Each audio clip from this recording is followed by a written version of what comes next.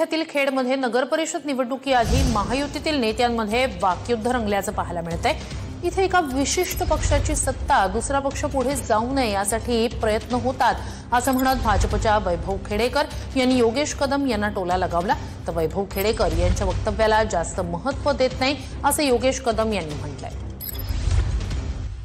या कोकणामध्ये गेल्या अनेक वर्ष एका विशिष्ट पक्षाची सत्ता आहे आणि मग या ठिकाणी दुसरा पक्ष या ठिकाणी पुढे जाऊ नये त्यासाठी पद्धतशीरपणे प्रयत्न केले जातात।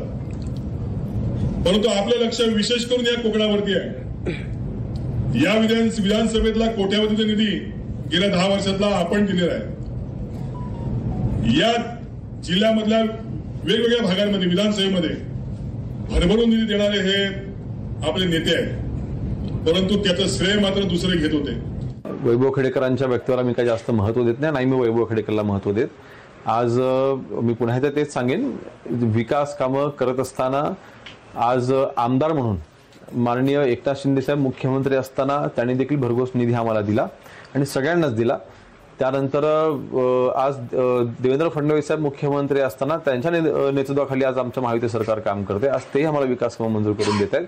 तर मला वाटतं हा श्रेयवादाचा कुठला प्रश्न उद्भवतच नाही। आम्ही एकत्र मिळूनच विकास कामं करतो आणि एकत्र मिळून आम्ही विकास करत आहोत।